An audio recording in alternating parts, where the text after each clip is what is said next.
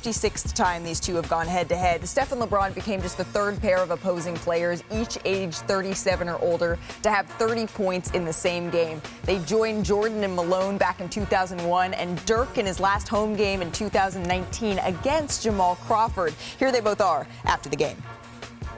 Set a goal of trying to lift our level of play, preparing for hopefully a playoff series, but we know every game matters down the stretch, and the intensity has been crazy. And that's what you love, like having something to play for is special. Yeah, had to go against them when they added Kevin Durant. So, I mean, Jimmy Butler is great, and he adds a toughness to him. He adds a championship DNA type of guy. But it's always the same. They always figure it out. They always add somebody that makes them dynamic. Neither here nor there, but I like the overalls look. Brian Windhorst joining us now. Brian, LeBron says that the Warriors, they always find a way to figure it out. But what specifically have they found here? Well, Steve Kerr has used 38 different starting lineups this year. And this one that he's finally found the jackpot, because I know that this game was so much about Steph and LeBron and Austin Reeves being great in the fourth quarter and Jimmy Butler's impact on the Warriors. But this five-man trio, which is their big three, Draymond Green, Steph, and Jimmy Butler, with Brandon Podziemski and Moses Moody, look, they're 13-0 now, Malika, 13-0 together. When they've been on the court, they're outscoring opponents by 138 points. And the reason this is such an effective lineup is because they're so great on defense. Look at these numbers. Look at this efficiency. Because they're so quick, they can cover for each other. They can cover for Steph, quite frankly. They generate lots of turnovers. They can play a full switch defense. And this is what's been the lifeblood of this Warriors late season push. It's this lineup that sent the Lakers to a loss last night. It's this lineup that, in my mind, has the Warriors with a real chance to make a run in the Western Conference playoffs. And being at the game last night, Brian, you could feel that from this Golden State Warriors team. There is belief, and that is a dangerous team for a group that still has the nucleus that won 4 championships together. More from Brian in just a second. On the other side, though, offense, I know J.J. Redick said in the first half it was a little stagnant, but it wasn't necessarily a problem, Danny, for the Lakers. We can certainly look at Luka being 0 for 6 from 3, but the quartet of Luka, LeBron, Rui, Austin Reeves combined for their highest point total of any game together this year. So what did the Dubs expose last night for Luka specifically? I think what everybody's looking at, and that's getting that mismatch in the playoffs. The game is going to slow down, and getting Luka in action. As you've seen Steph Curry sawing out Luka, trying to get him to switch. He's a little hesitant. Steph knocks down a 3. Later in the game, last 2 minutes was the most electrifying part of the game anyway, but later in the game, trying to get Luka in action. He finally gets a switch. I know Steph's not much of a rhythm guy, but let me have this dance. Easy lay down the lane. Similar situation. Now he gives him a different look, but this is where Steph is at his best, when he's off the ball some. Gets a switch first, get Luka back in this action, switch him again, put him in a different type of action. Draymond Green, come here, throw and go.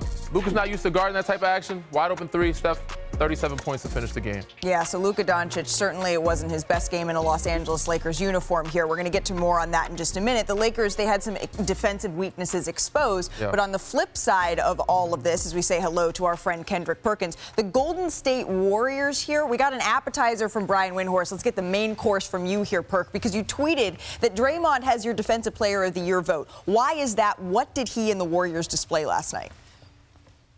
Oh, I know I tweeted it, Malika, because I used my fingers. And you know why? Because Draymond put on a defensive clinic. Okay. Put on a defensive clinic last night. And look, people want to talk about numbers, steals, and blocks. Watch this defensive possession right here. The triple switch, alerting post to say, hey, go corner. I see this action and happen. You know what? Kuminga, you go with this guy. I want to be involved with this pick and roll. Switches out on Austin Reeves, and look how he gets down into a stance, sliding those puppies, moving those feet, getting a great contest. And then all of a sudden, here comes another possession when it matters the most. It's late in the game. The score is tied, 119 to 119. And who comes up with the big strip? it is Draymond Green with the big steal for Golden State to get the possession.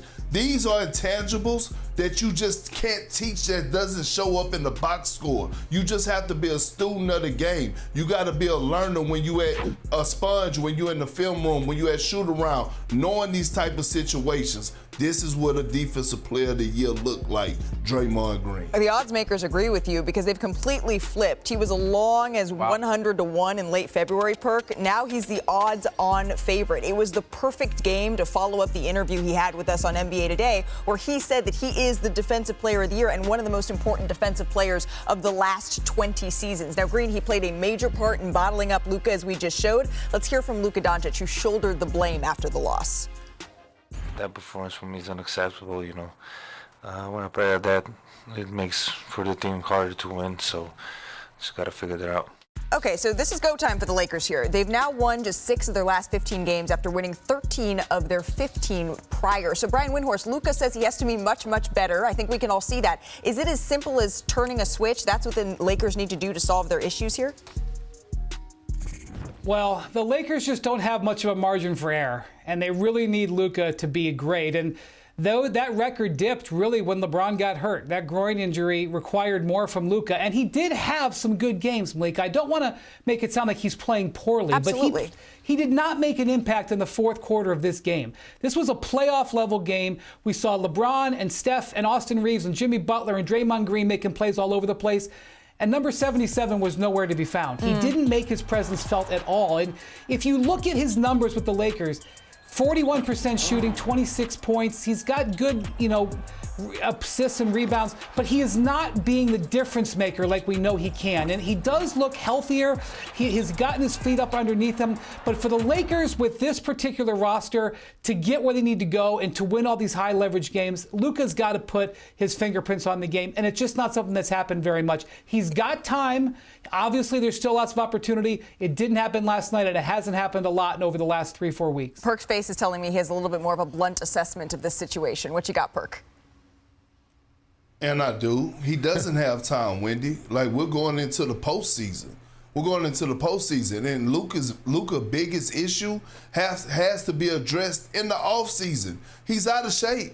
He needs to lose weight. That's not gonna happen no time soon. It's a reason that Golden State was searching him out defensively, and it's going to continue to happen even when they get into the postseason. Again, that was so easy to guard yesterday because Golden State have those athletic wings. They have guys that could switch and guys that could sit down and slide those puppies, and Luka struggled with that last night. And again, I'm not here to say Luka is this awful player. He's made 5 All-NBA teams. The Lakers are excited about having him as the future face for a reason. But I'm talking about the now. And the now doesn't look good for Luka or the Lakers because the issues that he has to be addressed in the offseason. I mean, yeah, I'm well, with you, one of the Perk. things, Malika, I've learned. Go ahead, Brian. Yeah, one of the things I've learned over the course of my time in the NBA, there's always time. There's always time, Perk. He's got big games coming up. The Lakers can still get the number 3 seed, and he's got the playoffs. Luka has time, but if I was a Lakers fan, I would have left the game last night thinking, well, I would. If I was a Lakers fan, I'd have been leaving the game last night saying, "Where's Luka?" I mean, You're not going to get faster in a week and a half. You're not going to get faster and lose weight in a week and a half. Maybe not, but he can play better offensive games. He can knock down more shots. And this team, the big three, in order for them to be great and to win games, they have to outscore teams. We see the defensive liabilities that they have. And of course, Luka can't do it on both ends. So for them, they're going to have Luka, Austin Reeves, and Bron playing at their highest level. The others are playing well right now. So if they can outscore teams, that'll help a lot. So if Luka can make shots like he's done in the past, it can kind of, make those defensive lapses or those defensive issues kind of, I wouldn't say go away, but they can be overlooked. And for a time, we were talking a lot on this show about how Luka seemed to be finding himself within the Lakers offense in particular. This is the first time after 114 straight games where Luka didn't make a three-pointer. Tonight, looking at their schedule against the New Orleans Pelicans, who have shut down Zion Williamson for the season, who have shut down C.J. McCollum for the season, they are without their stars in this one. It's as much of as close to a must-win as it gets at this point in the season when you're chasing that playoff seeding.